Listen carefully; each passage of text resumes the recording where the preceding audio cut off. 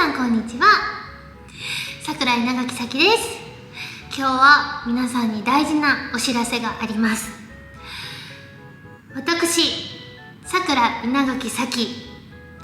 改名します。改名しますと言ったものの、改名というか、桜井長木咲という名前は日本の名前、そして今回タイでの名前を、付け加えることとなりました。なので改名というよりは名前を増やします。どうしてそういうことをするかと言いますと、去年のね3月に私はタイ住みます芸人としてタイに移住してきて、こっちで活動をしているんですけども、やっぱりまだ私がタイに移住しているということを知らない方がたくさん、いらっしゃるので、同じ名前で場所だけ変えて活動するよりかは、もうザ・タイに住んでいるんだというのを名前からこう溢れるような感じで発信していきたいっていうのと、やっぱり1年ちょっと住んでみて、ますますタイという国が好きになりまして、タイをこう浴びたいと思いましたので、タイでの活動する時の名前を決めました。で、これがですね、すっごくどうしようと悩んでだいぶ悩みました。何ヶ月も、もう結構去年ぐらいからね、この話は生配信とかでも言ってるんですけど、で、桜井長木咲っていう芸名にそもそも改名したことがあるんですけど、もともとは桜っていう、漫才コンビを組んでまして、で増田凛子ちゃんっていう子と私稲垣咲とのコンビで桜だったんですけど、コンビを解散しまして、でどうしようってなった時に桜っていう文字がすごく気に入ってたので、稲垣咲って本名なんですけど、稲垣咲の頭にちょっと花があるみたいな、花がポッと咲いてるというイメージで桜稲垣咲という芸名にしました。でそこからね、めちゃくちゃ長い期間この名前で活動をしてます。いつやろ、多分15年ぐらいはそうしてると思うんですけど、ここに来てですね、タイで活動するにあたりタイの名前を付けたいっていうのもあるし、あと桜井長木咲っていう芸名でちょっと困ったこともあるんですよ。よくわかんなくないですか？桜、正しくは桜半角明け稲垣咲なんですよ。でもこう呼ばれる時に咲ちゃんって呼ぶのか、稲垣さんって呼ぶのか、桜さんって呼ぶのか、結構バラバラなんですよ。で、視聴者さんにはさきちゃんが多いんですけども、やっぱり初めて行く現場とかにはさくらさんって呼ばれたりとか、あと一番多いのがさくらをなくされる、ただの稲垣咲として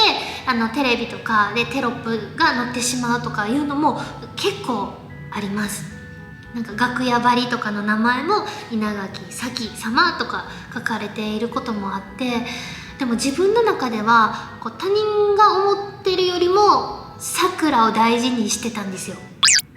っていうか桜稲垣咲を大事にしてたんですよ。でもなんかその桜って何っていう質問も同時に多くて、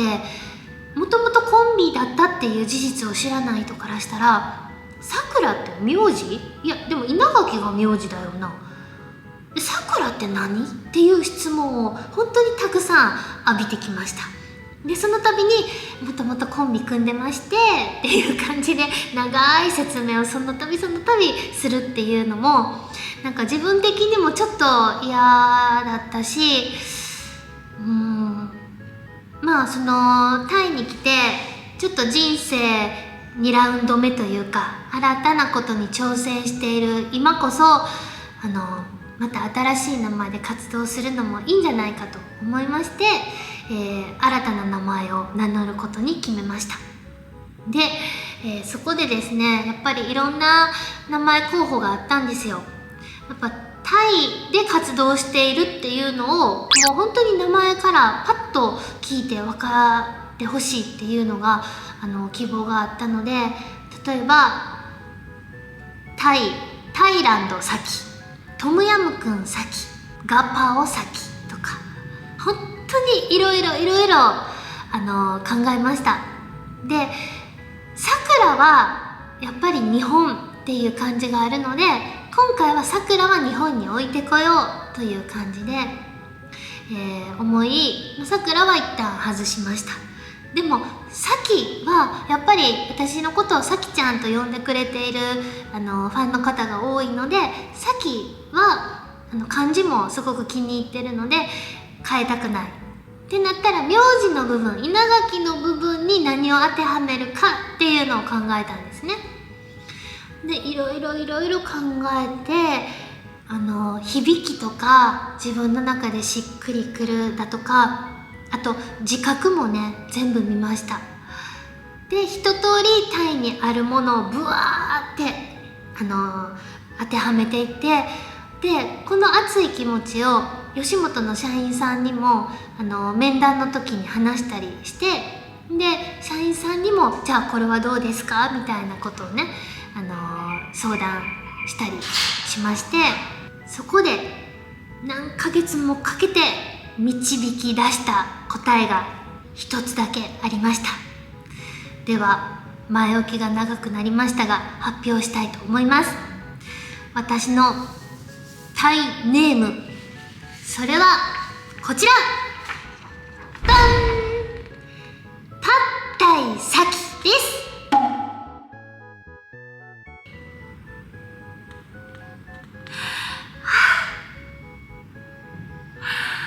本当にこれが発表できる日を本当に心待ちにしていました。私はこの名前になりたくて本当に仕方がなかったんです。もう去年の段階で私の心は決まってたんですけど、今のタイミングにはなったのですが、どうですか？パッタイサキ、やっぱりねパッタイ好きなんですよ。私が初めてタイ料理で好きになったのがパッタイだったんです。で、タイといえばで言うと、もしかしたらトムヤムクン、ガパオ、カオマンガイの方が有名かもしれない。でもトムヤムサキでもガパオサキでもカオソイサキでもダメやったんです。やっぱりパッタイサキ、すごく呼んでみたくなりませんか？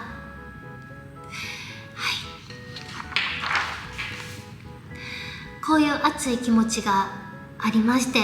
で気になる字画なんですけど、大吉です。これがもしトムヤムサキなら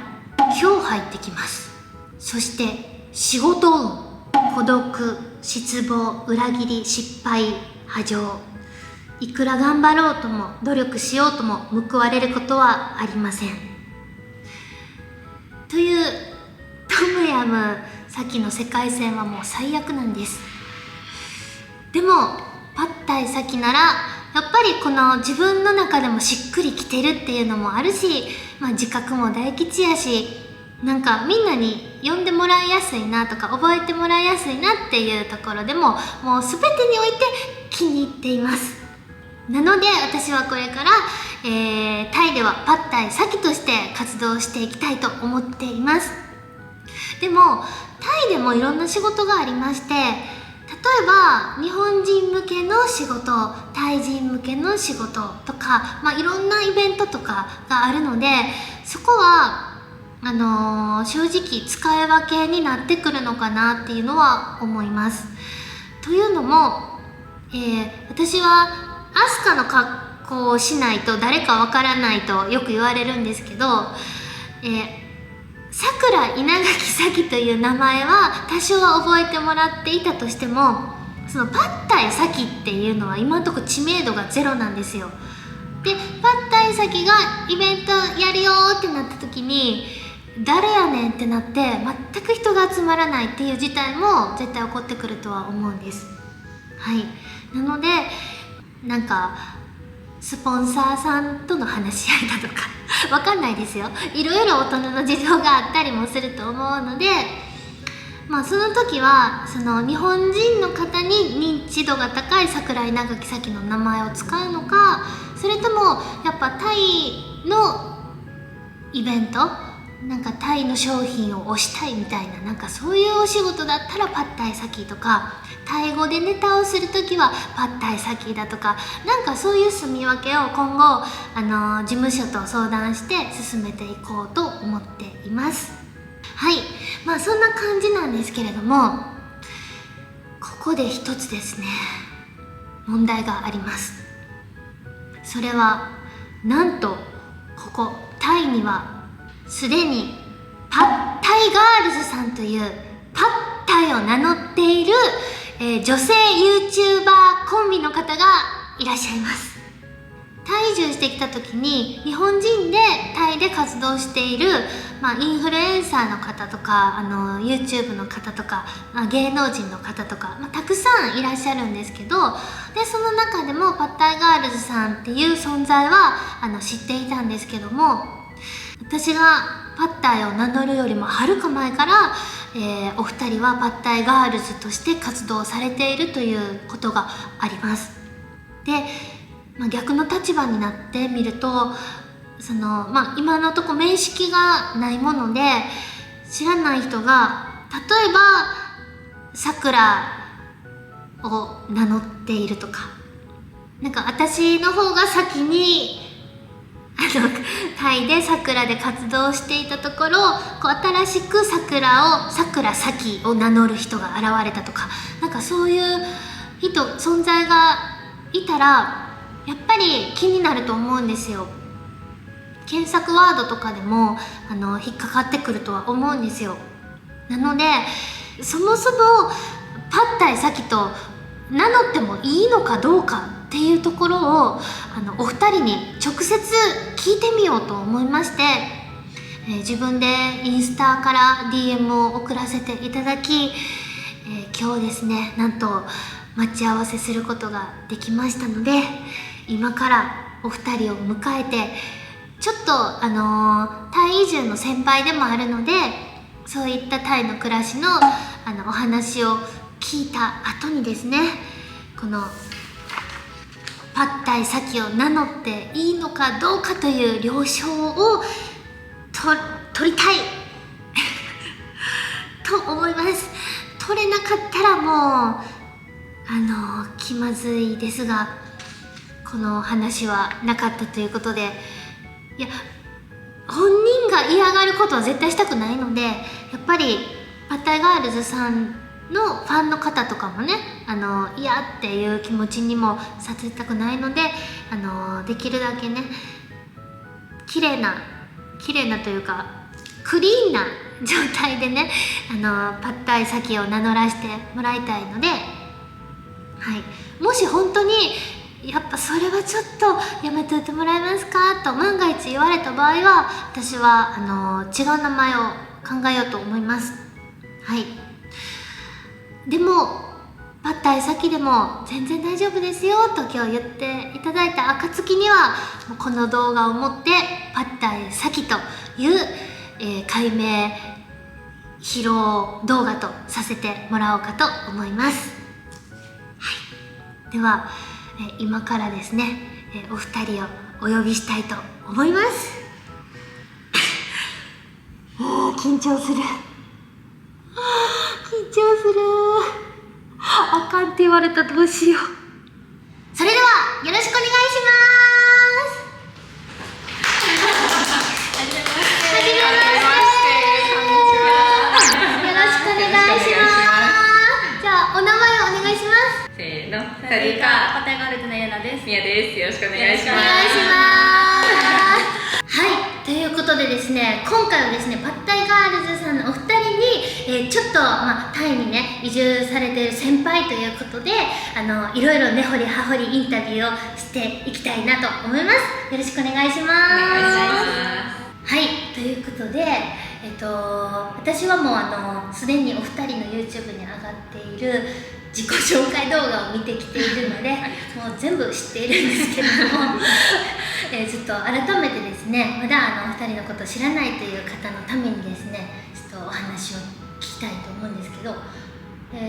いつからお二人はタイに移住されてるんですか？2020年の2月になるので、今年で5年目になりました。あ、5年、どっちも5年ですか？そうです、2人とも2月に来てて、たまたまなんですけど。関西人ですよね。関西人ゴリゴリの。ですよね。私も関西人で兵庫県出身で、はい、どこですか関西は？私大阪で。あ、大阪。私も兵庫で神戸出身です。神戸？神戸です。私も神戸です。どこですか？私垂水の方です。垂水、東灘です。あ、めちゃめちゃ近い。近いんだ。うわー、すごいシンクロですね。関西で育ったお二人がどういう経緯でタイにまず来られたんですか？私タイに住む前に韓国に住んでて、であ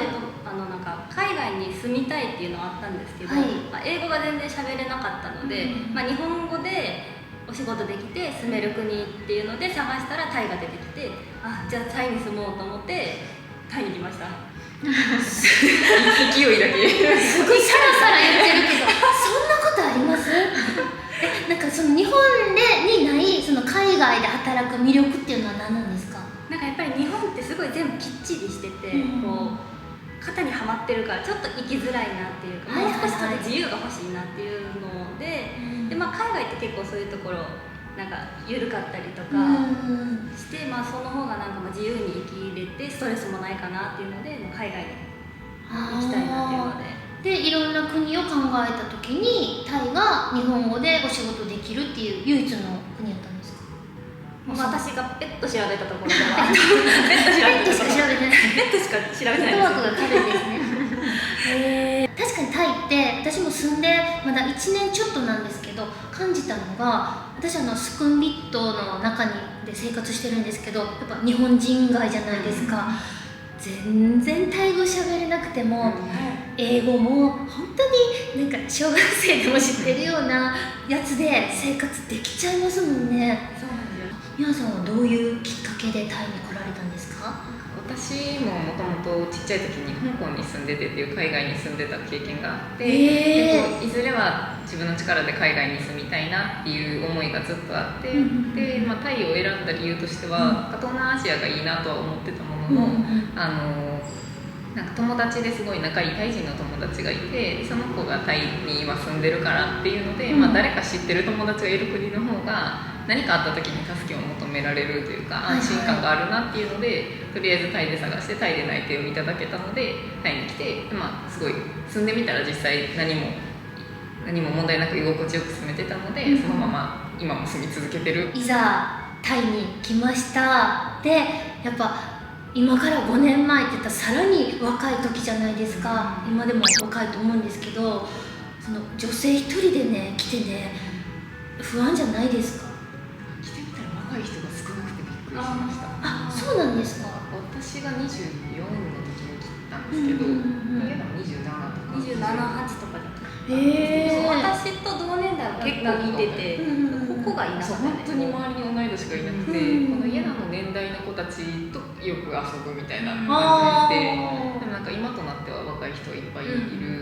けど、なんかその当時そのコロナ禍っていうのもあって、余計に若い友達がいなくて、こうなんかね、友達を作るっていうのがすごい難しい状況ではあります。確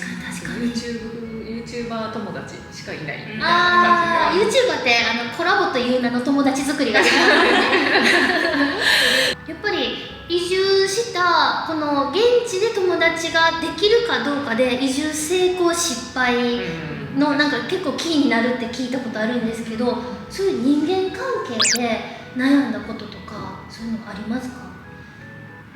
でもなんか基本友達作りとかはインスタの DM とかで同じように発信してる人同士でこうなんか連絡し合っていつも見てますみたいなところから自分も仲良くなりたいなと思ったらそこからやり取りが始まって、カフェでも行きませんかみたいなことは最初の当初はやってました。それも友達を作らなきゃと思ってわざともう作らなきゃはあんまりなんかお互いがいたんで、コロナ禍はそっかそっか基本2人でどっか行くか、同じような YouTuber の人たちと集まってどっか行くか、であんまり性格的にね、もともとこうわーってこう輪を広げるタイプでもなかった。そうなんですね。最初の頃は全然特に考えてもそんなになかったの。危機感はそこまで感じてもなかった。なんかまあここいるからいいやみたいな。まあでもシフトが被らへんくて一人の休みの日にどっかカフェ行きたいから、まあ DM で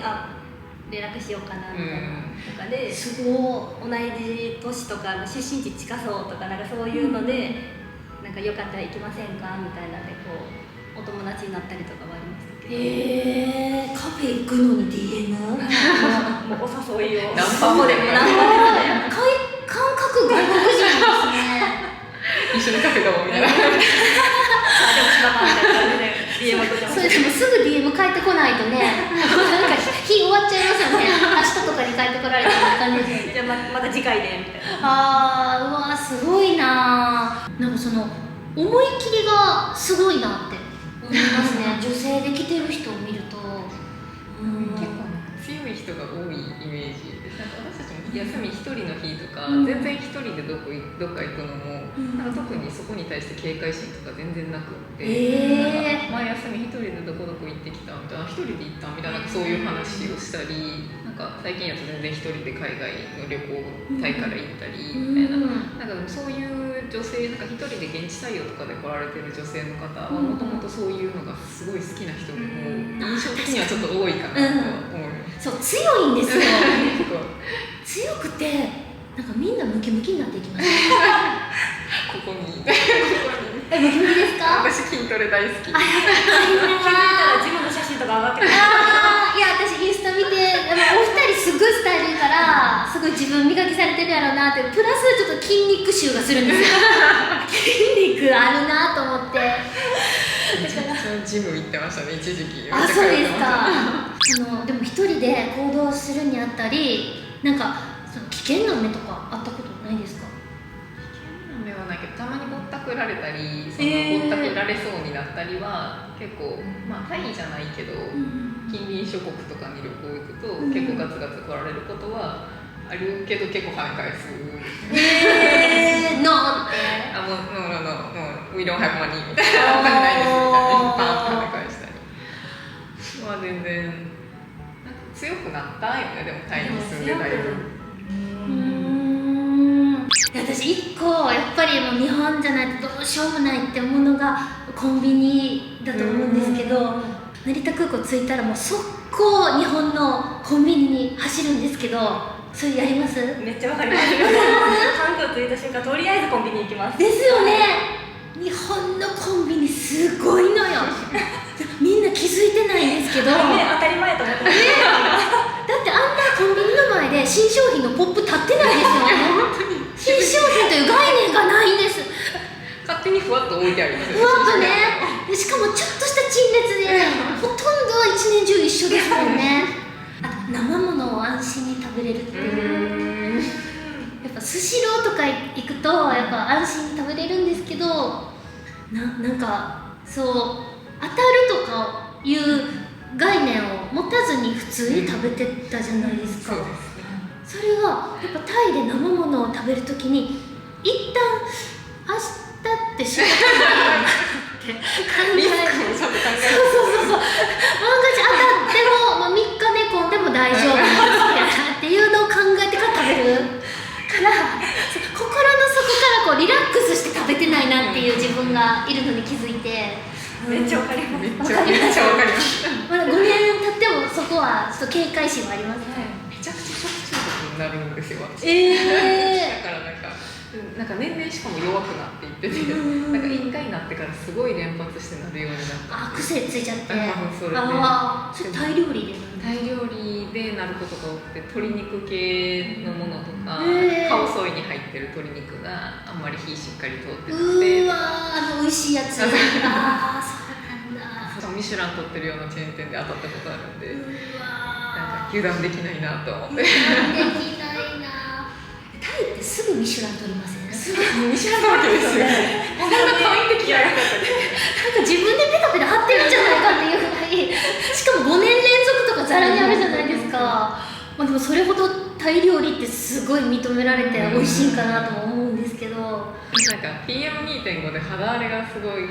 なんか毎年その PM2.5 がひどい時期になるとすごい肌荒れしちゃって、なんか見たことない肌質みたいなのになることが毎年あって、なんかそれが日本だと経験しなかったことやったんで、ああなるほど。毎年この月だけ肌荒れても嫌やなと思いながら毎年過ごしてます。それはもう完全にあの時期にマスクしててもなっちゃうんですか？そうですそうです、全然なっちゃって。うわそれは嫌だな。女性はね特に嫌ですよね。化粧が全く乗らないみたいな感じになっちゃって、そんなに最初の頃ならなかったんですけど、花粉症みたいに多分アレルギーなんで蓄積してなるんで気をつけうわた方がいい。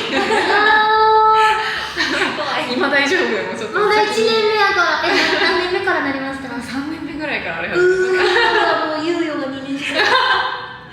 私でも逆に日本に行ってる時花粉症でもうガサガサみたいな、でも全然化粧もできないだったのが、タイって花粉ないじゃないですか、だからそれがすごい過ごしやすくて、はいはいはいはい。すごいもうラッキーみたいなで、あんまりそれ以外は肌は荒れることはなかったかなって感じですね。なんかやっぱりこう暑い分やっぱ顔からも汗出るんで、すごいニキビできやすくなりましたね。そうですか。ああ。じゃあめっちゃお金かけてるんですね。でもなんか飲み薬飲むようになった。薬を飲み始めて、でそれでもうニキビを抑えてるって感じです。へえ。美に対して正直頑張ってあるでしょ？めっちゃなんかいろいろ試しまくって。なんかこれ聞いたみたいなのあります？私あれ知ってるかもしれないですけど、美肌再々さんっていうところのナイトクリームはあれは一撃で効くなとは思います。ナイトクリーム？どのやつ？こうなんかこうキュッて押したら。ドリームマスク。そうそんな感じのやつです。使ってます。あれはもうなんかタイに住む女性はほぼみんな持ってるんちゃうかってですよね。だってもう美肌再々っていうほんまにもう全女性行ってるみたいなショップがあるんですよ。でそこに行くとほんまに店員さんにこれくださいって言ったら、あ、それですね、すっぴんみたいな感じでまあどうせこれでしょうねみたいな。だからすごい慣れてるからね、もうみんな使ってますよね。あれはもう手放せないです。ですよね。なるほど。だって日焼けするじゃないですか。日本の何倍の紫外線浴びるでしょ。他に何かやってるケアあります？日焼け止めはアホみたいに塗ってるよね。もう私は毎日もう全身やけどです。全身？はい、もう長ズボンの日とかももう全部塗ってます。今日もだってズボンじゃないですか。今日ももう全身塗ってきてます。ズボンの下も？もうはい。めっちゃすっごい焼けやすくて、めちゃめちゃ吸収するんですよ。だからもう本当に日本の日焼け止めを、日本のね塗ってます。一応信じて日本のやつを信じて。日本のものって高いじゃないですか。なんか松木湯とかあるんですけど、行ったらもうびっくりする値段で日焼け止めとかも売ってるんですけど、もうそれでもやっぱお肌に合います、日本のものは。あとなんかさ SPF とかの数字とかあるじゃないですか、それがもう高いのじゃないと信じれない。なんかタイのやつも多分、効くんだろうけど、なんか弱そうっていうかなんかわかんないですけどなるほど、イメージもうなんかもう信じて日本のやつ。タイ人女性も白いのが美しいとされてるんですよね。そうですね、白い方が好きな女性が多いイメージです。ですよね。なんかみんな白くなる注射を打つって聞きました。なんか注射とか点滴とかをよく皆さんされてる、ビタミンでこう白くするみたいな。だから意外と白い若い女性多いですよね。私一番悩みが髪の毛なんですけど、めっちゃ痛みません？めっちゃ痛みます。水やばいです。水やばいですね。軟水器つけてます？つけてないです。つけてないですか？やばくないですか？やばいです。でもそんなにツルツルじゃないですか？トリートメントがコンビニで売ってる、セブンイレとかで売ってる、青いやつ、青と黄色みたいなこの1回のパックになってる。バイオ？そうですそうですそうです。あれか。あれもなんか富豪のように使ってます。うわ、富豪だってそんなにバイオっていうこれも全女子が使ってるやつがあるんですけどもうなんか狭い世界やからみんなね似てくるんですよね。口コミでどうぞ。口コミっていうのねそれすごいけどもう溶けるような髪になりますよなりますよね。ね。まあそれなりに値段するやつを使いまくらないと、もう売宅とかで一撃で髪ちぎれるみたいな。確かにだってロングやとめっちゃしんどいでしょ。私切りましたもん、もうついに伸ばそうと思って決意して今年の途中まで伸ばしてたんですけど、無理と思って切りました。でもなんかポニーテールでまとめちゃおうとかが多いです。あ、もうね逆にね。あ、いいこと聞きたい。いいこと髪バサバサになるとか。でもなんかいい意味でその四季がない分ずっと暖かいじゃないですか、はいはいだから風邪ひきにくくなりました。あ、ななんるかほど。日本にいる時とかって絶対こう冬になるタイミングとかで風邪ひいたりしてたんですけど、風邪ひきにくくなったのと、うんあと模様替えをしなくていいからすぐめっちゃ楽です。それね、わかる。確かクローゼットスッカスカになりますよね。もう全部夏服だけね、かさばらないです。タイの夏から日本の夏にこう行く時とかめっちゃトランク楽、ね。でも冬に行く時パンパンでね、もう地獄みたいになりますよね。なんか暑いのって最初もうげんなりしたんですけど、40度とかって毎日40度やんってなって、一番暑い3月に移住してきたもんだから、ほんまにちょっと心もやられそうやったんですけど、そう1年経て同じ3月をまた迎えてる時に全然いけるなと思って暑さって慣れるんやっていう。で逆にたまに日本に冬に帰った時にコート重とかもうなんか寒ってで夏になったらめっちゃ暑いじゃないですか。なんだタイの夏より日本の夏の方が暑いってなる時とかあるから、よくこんな季節変わる国で生まれて生活してたなって思うほど、私もその全然変わり映えしない、もう暑いかめっちゃ暑いかのタイの気候すごいいいなって思います。暖かいから果物もいろんな種類が美味しく食べれるのも、それもなんか割と年中、この時期が美味しいみたいなのはあるのはあるけど、こう割と年中食べたい果物が食べれるのはすごい嬉しい。マヨカツしました。マヨカツしました。マヨカツ知ってる。やっぱり知ってるわ。吉本の人間に言っても誰もわからなかったけど、マヨカツって皆さんマヨネーズ活動違いますか？マヨンチッドっていうタイの、果物があるんですけど、それをのスイーツをね食べる活動をって言うんですけど、やっぱしましたか？今年一緒にしました。しました。確かマンゴーとかもすっごい安いですよね。安いです。1キロ30-40バーツで買えたりですよね。市場とか行ったらびっくりするぐらい安いし、でちゃんと美味しいんですよ。本当に朝食のもうヨーグルトとマンゴーみたいな、もうそういうことができちゃうんですね。このフルーツマウントは絶対に取れますよね。いや、間違いない。マンゴーに800円なんか出しませんから。出しません。絶対出しませんから。その他にはありますか？シンプルにタイ料理すごい美味しい。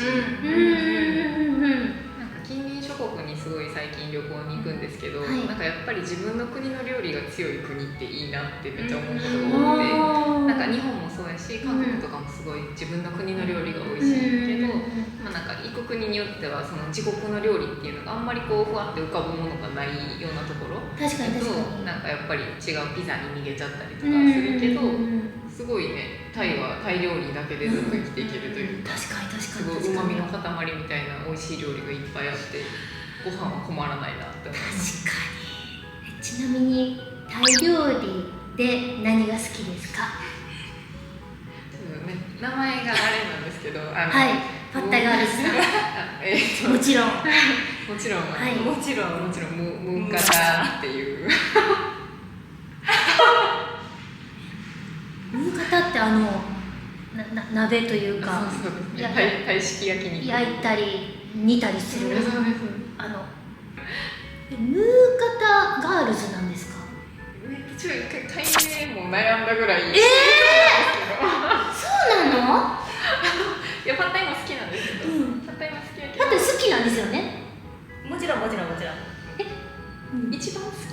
ない。1位じゃムー型、2位はパッタイではない。パッタイではない。パッタイではないなと思ってちゃうよでも。パッタイ殿堂入りとかじゃなくて、パッタイ5位には入るかなぐらいの感じ。でもなんかあんまり普段パッタイ食べないんですよね。なんかそのフードコートとか行っても、じゃあそのガパオとか、なんかカオマンガイとか置いてるとこあっても、なんかパッタイ意外と置いてないところがあったりとかして、なんか普段そんなに食べるタイミングないかな。あるよ。言うても名乗るぐらいやから。あるよ。全然フードパンダでなんぼでもありますし。フードパンダでパッタイ頼んだことないかもね。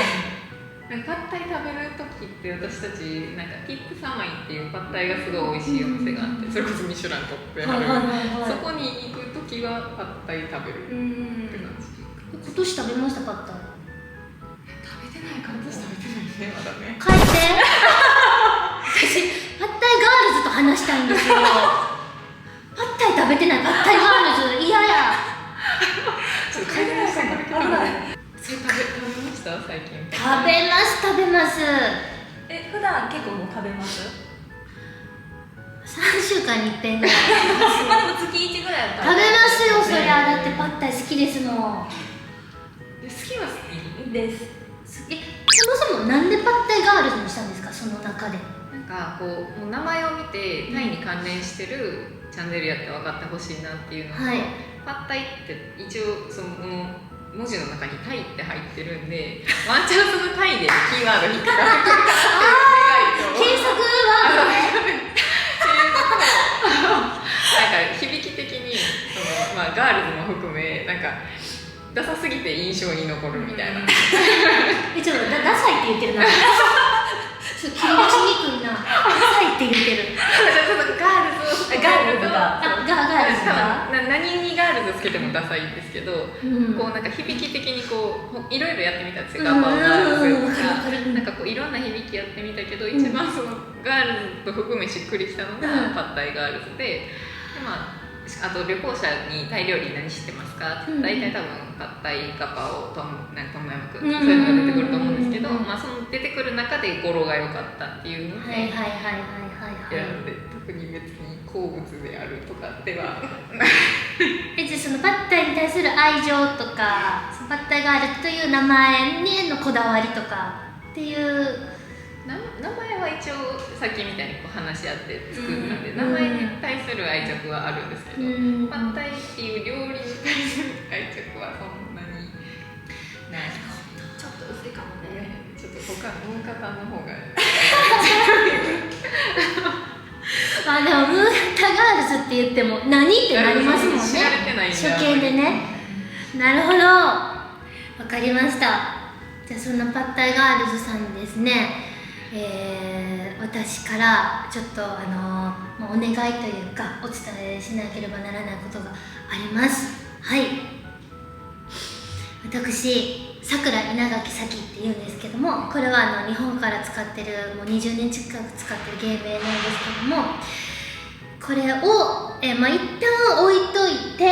タイの芸名としてですね、私じゃん、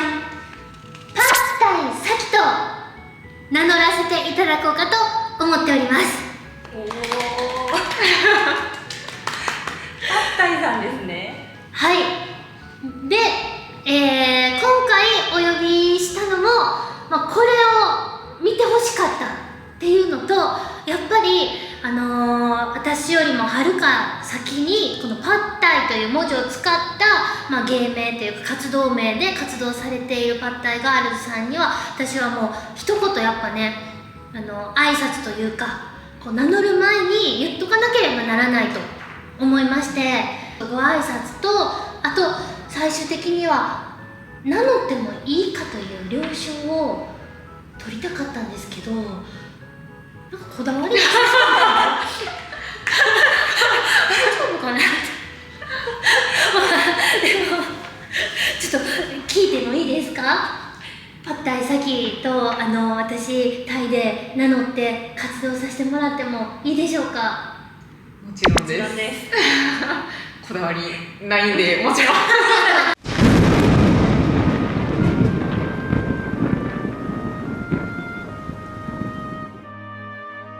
タイに対する愛は多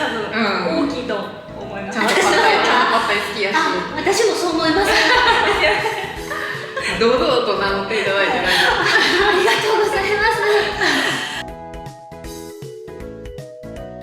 すちょっと今後この動画が出ると同時に、吉本から世間に発表されるということにはなるんですけども、私今後パッタイガールズさんからも了承いただきましたので、パッタイ先と名乗らせていただこうと思いますちょっと気が変わらんってサインもらっていいですか？はい、すいません、やっぱりって言われるとあれなんで。かわいい。私たちステッカーを、オリジナルで作ったやつあるんですか？これちょっとよかったら認めましたの。うわー、そう、ありがとうございます。めっちゃ可愛い。すごーい。夫。認定認定証。国宝さん。まどかさんもらいましたうわー、嬉しい。よかったら1枚。いいですか？いいですか？ぜひお願いします。